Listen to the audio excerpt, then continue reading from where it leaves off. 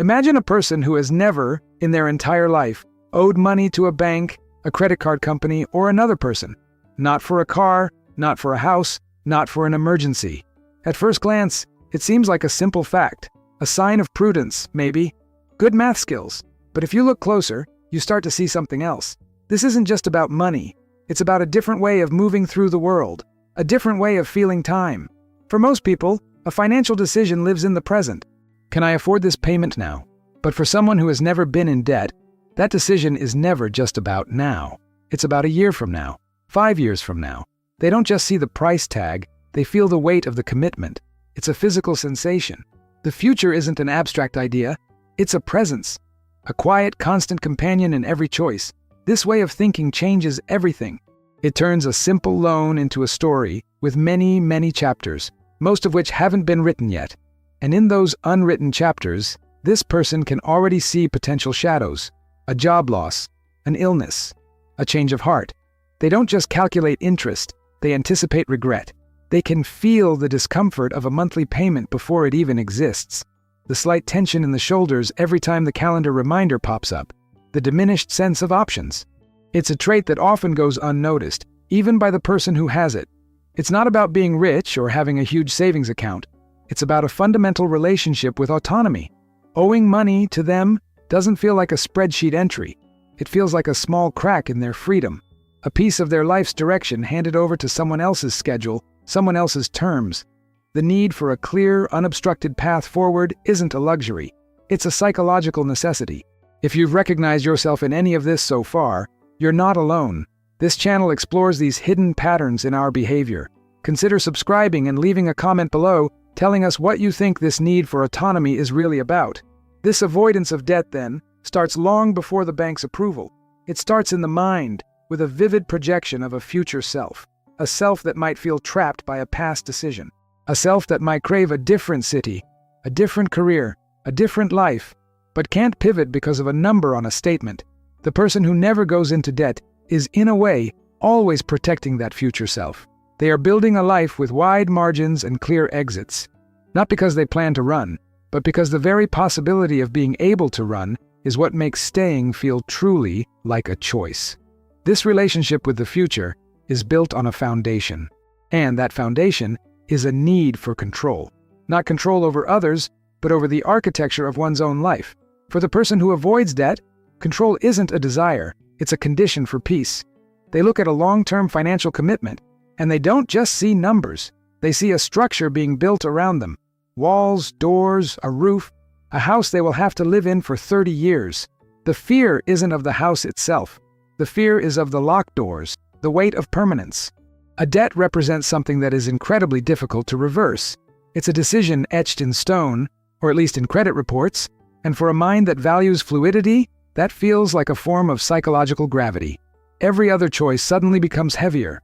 Changing careers feels riskier. Taking 6 months off feels impossible. Saying no to an overtime request feels irresponsible. This creates a fascinating paradox. By avoiding debt to maintain control, they are often exercising immense control in the present. They say no to things many people say yes to, a newer car, a bigger house, a vacation on credit. The no isn't born from a lack of want. It's born from a more powerful want, the want to preserve a feeling, the feeling of being the sole author of their next chapter. You can see it in small daily choices. They might prefer to rent, even if everyone tells them it's throwing money away. But for them, renting isn't a loss. It's the preservation of an option. The option to leave with 60 days' notice. The lease is a short story. A mortgage feels like an epic novel they're forced to finish. Or you see it in their approach to possessions. They might own less, not because they can't afford more, but because they can't afford the weight of more. Every object bought with cash is light. Every object bought on credit carries an invisible chain, a reminder of an obligation not yet fulfilled. Their sense of security isn't tied to assets, but to liquidity, to money in the bank that represents pure, unencumbered choice. This need for control often manifests as a relentless focus on margins, safety margin, emergency funds that are larger than recommended, budgets with buffers for the buffers. It's not hoarding, it's engineering. They are building a life with shock absorbers, knowing that the road ahead is unpredictable. The controlled environment they create is the only space where their mind can truly relax. where the future doesn't feel like a threat, but like a landscape of possibilities they can still navigate on their own terms. The debt-free life, then, is a carefully constructed fortress of optionality, and inside those walls, they are free. Beyond control, there is often a personal philosophy at work, a conscious or unconscious choice for lightness. For the person who has never been in debt, financial obligations aren't just payments. They are psychological clutter, noise. They value silence in their mental space, a simplicity that allows them to hear their own thoughts clearly without the constant background hum of a balance due. This philosophy rejects the idea that your worth or your happiness needs to be financed. There's a deep skepticism towards borrowed consumption. The shiny new car bought on loan, the luxury vacation on a credit card, to them, these things often look like complicated traps, a way of renting an identity you can't actually afford. They find a different kind of satisfaction. It's the satisfaction of looking at a bank statement and seeing zero under liabilities. It's a clean slate, a deep, uncluttered breath. Their happiness is often decoupled from the standard milestones of consumption. They don't experience the same social pressure to keep up. In fact, they might feel a subtle alienation from a culture that speaks constantly of loans, deals, and monthly payments. Their identity isn't wrapped up in what they own, because what they own is fully, completely theirs. There's no bank's name on the title. This creates a quiet but profound sense of integrity. Their outer life matches their inner values of autonomy and simplicity. This can lead to a life that looks sparse from the outside, but feels incredibly rich on the inside. They have time because they don't need to work extra hours to service debt. They have mental energy because they aren't constantly managing and worrying about payments. They have freedom of movement, both physically and psychologically. Their wealth isn't measured in properties, but in possibilities. One man described it like this: I was offered a promotion that required moving to a different state.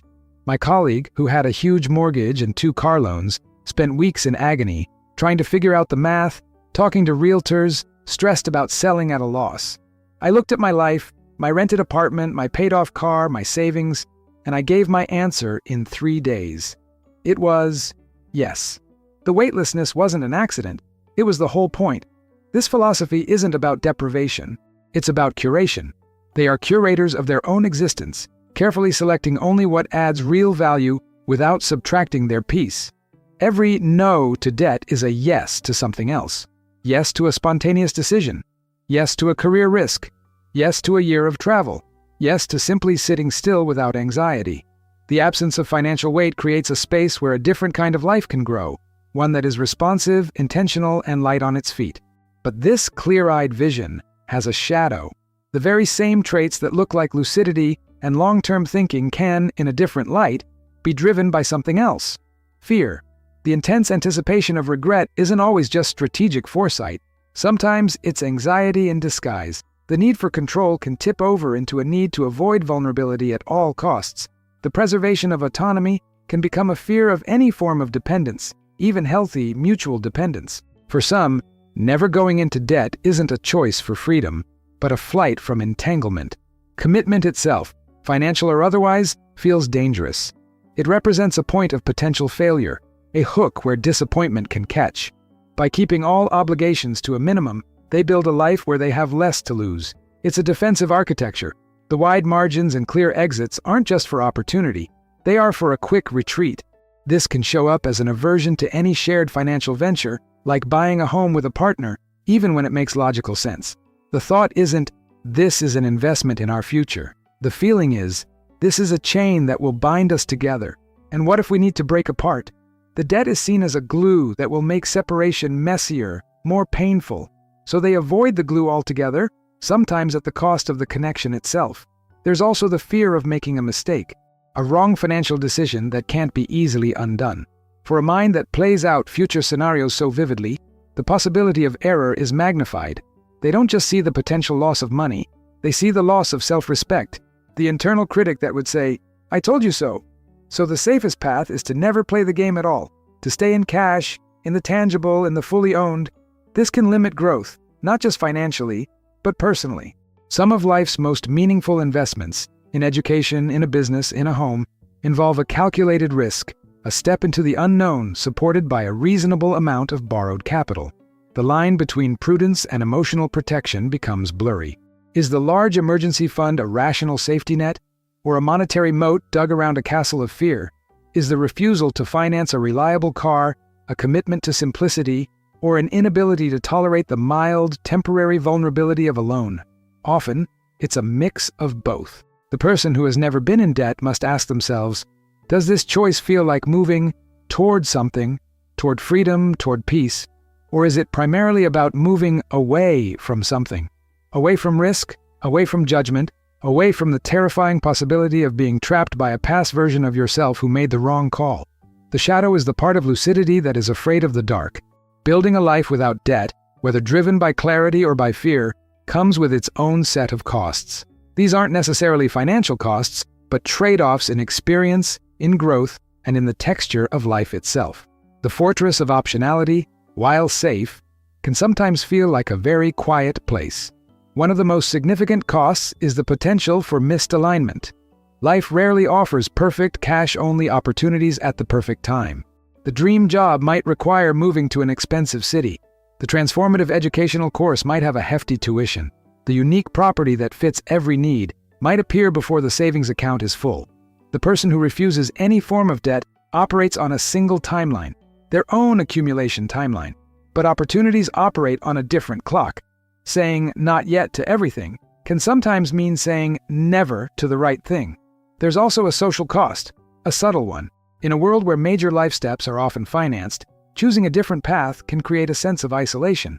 Conversations among friends about mortgage rates, investment properties, or business loans can become foreign territory. The debt-free individual might nod along, but internally, they're speaking a different language. Their financial victories, a fully funded emergency account, another year of zero interest paid, are invisible, quiet triumphs that don't make for compelling stories. This can lead to a feeling of living in a parallel reality, where their deepest values are neither understood nor celebrated by the mainstream. Furthermore, the relentless focus on control and avoidance of risk can stifle a different kind of intelligence, the intelligence of adaptation. When you never allow yourself to be in a slightly vulnerable position, you never learn how to navigate out of it. You never build the muscle of managing complexity, of negotiating with a lender, of weathering a financial storm while in it. Your skill set is prevention, not resilience. And while prevention is powerful, life has a way of introducing storms regardless of our plans. The person who has only ever known the calm waters of total control might find themselves more panicked by the first unexpected wave. This lifestyle can also, ironically, limit freedom in certain dimensions. The freedom to invest in a long-term asset that appreciates, like a home, is often bypassed. The freedom to leverage capital to build a business is seen as too dangerous. The freedom to help a family member with a co-signed loan is off the table. Their freedom is the freedom of the unencumbered individual, but it can come at the expense of the freedom to build, to anchor, and to intertwine their fate with others or with long-term projects. They own their present completely, but they may be leasing their future potential from a place of excessive caution. So, what does it all mean? To have a zero where others have a number in the liabilities column. It's never just a number, it's a story about time, control, fear, and freedom. It's a psychological signature. For some, that zero is a trophy, a hard-won symbol of a life lived on their own terms. It represents a victory over impulse, over social pressure, over a system designed to encourage perpetual indebtedness. It's the physical manifestation of their long-term vision and their philosophy of lightness. They look at that zero and feel a deep, calm pride. It is aligned. Every no they said was a yes to this feeling of clean, unburdened existence. Their debt-free life is an active creation, a masterpiece of intentionality. For others, that zero is a shield. It's a number that protects them from a world they perceive as chaotic and threatening. It keeps regret, shame, and vulnerability at bay. It is a defense mechanism, polished to a shine by anxiety. The pride might be there, but it's mixed with a subtle tension, the constant vigilance required to maintain the fortress. Their debt-free life is a reaction, a holding pattern against potential loss. Most people live somewhere on the spectrum between these two poles. Their zero is a mixture of lucidity and fear, of strategy and protection. The important thing isn't to judge which motive is right, but to understand which one is driving the wheel. Is your avoidance of debt propelling you toward a life you actively desire? Or is it primarily helping you avoid a life you fear? This understanding changes the meaning of the choice. It moves it from a financial behavior to a window into your inner world. Do you value autonomy, or are you terrified of dependence? Do you anticipate the future, or do you dread it? The answer is in the quiet reasons behind every decision to wait, to save, to walk away from a deal.